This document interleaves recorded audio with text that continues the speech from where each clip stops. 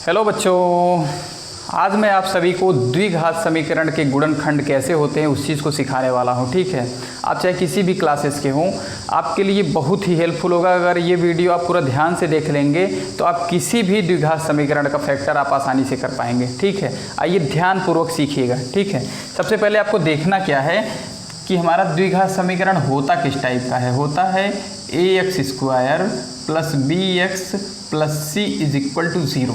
ठीक है, अब मैं यहाँ से बताना चाहूँगा, यहाँ पे a की वैल्यू आपकी क्या है, 1 है। ठीक है, तो जब a और c का मल्टीप्लाई आप करेंगे तो वहाँ पे a और c के मल्टीप्लाई में आएगा क्या, c।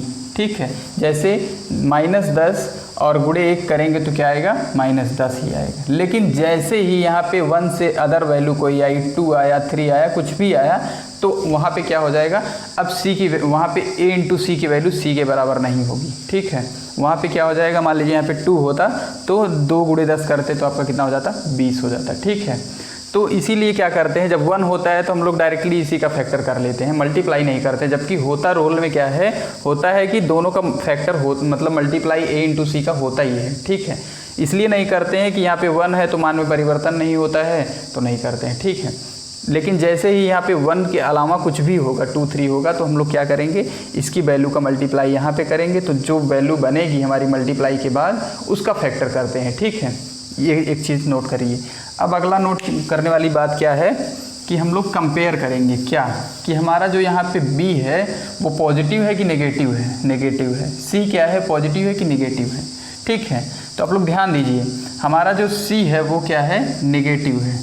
c हमारा क्या है, नेगेटिव है।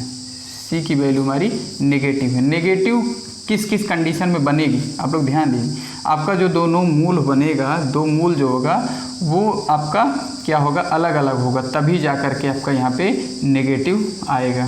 ठीक है, +2 वाली संख्या और -3 वाली संख्या से मल्टीप्लाई करेंगे आप, तभी जाके आपका आएगा यहाँ पे -6। ठीक है, लेकिन जैसे ही आपका नेगेटिव दोनों होगा या दोनों पॉजिटिव होगा तब नहीं आएगा। ठीक है, इस मेरे कहने का मतलब यहाँ पे है कि आपका जो मूल है वो एक पॉजिटिव वाला है, दूसरा नेगेटिव वाला है। ठीक है, अच्छा, अब यहाँ पे क्या करना है हमको, देखिए दिक्कत यही होती है कि कहाँ माइनस रखे कहाँ प्लस, उसी प्रॉब्लम को मैं यहाँ पे दूर करने आया हूँ।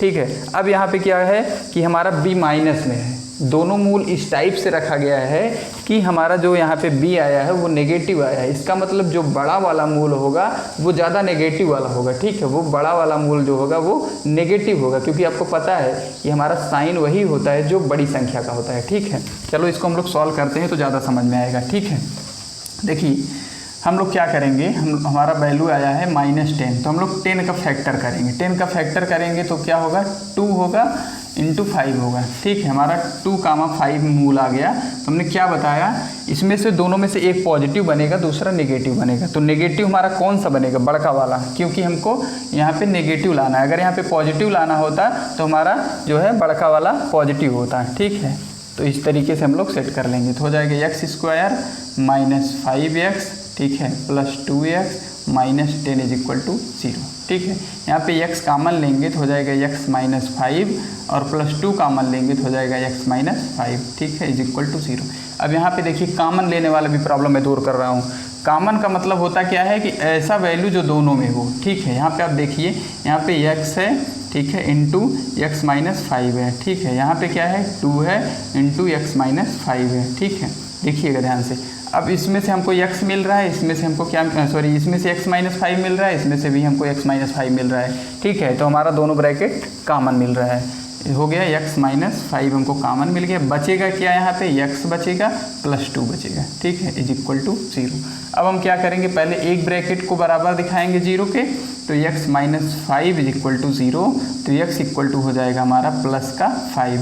दोबारा हम लोग x + 2 = 0 दिखाएंगे तो x हमारा -2 हो जाएगा। ठीक है, इस तरीके से आप लोग क्या करेंगे, अपने दोनों मूल को फाइंड कर सकते हैं। किसी भी द्विघात समीकरण में आप लोग क्या करेंगे, यही वाला रूल लगाएंगे, क्योंकि बार बार अलग अलग टाइप का फार्मूला रटने से आपको फ़ायदा नहीं होने वाला है, आपको रटना पड़ जाएगा। मैं रटने पर विश्वास नहीं करता हूँ। ठीक है, चीज़ों को समझिए, समझ लेंगे तो आपको बहुत ही फ़ायदा होगा। सिर्फ 2 कॉन्सेप्ट जो आप परिमेय व्यंजक में सीखते थे, प्लस माइनस माइनस, ठीक है, माइनस माइनस करेंगे तो जुड़ेगा और प्लस माइनस करेंगे तो घटेगा। ये 2-3 चीज़ें आपको पकड़ में अगर आ गई तो आप लोग क्या करेंगे, इसको आराम से चाहे कोई भी होगा आप लोग कर लेंगे। सबसे पहले क्या करेंगे, सी का ए में मल्टीप्लाई करेंगे, जो वैल्यू आएगी उसका फैक्टर करेंगे। फैक्टर कर लिया, अब फैक्टर को देखेंगे कि हमको यहाँ पे सी क्या है, माइनस है, नेगेटिव में है।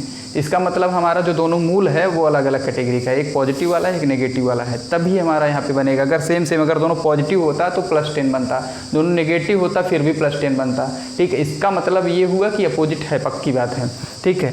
और यहाँ पे हमको माइनस चाहिए, माइनस आने का मतलब है कि जो बड़ा वाला मूल है वो नेगेटिव टाइप का है, ठीक है, पता चल गया, वही हमने यहाँ पे कर दिया, ठीक है। इस तरीके से आप किसी भी द्विघात समीकरण का फैक्टर कर सकते हैं, ठीक है। अगर ये वीडियो आपको अच्छी लगती है तो ज़्यादा से ज़्यादा अपने दोस्तों को शेयर करिए, ठीक है। धन्यवाद।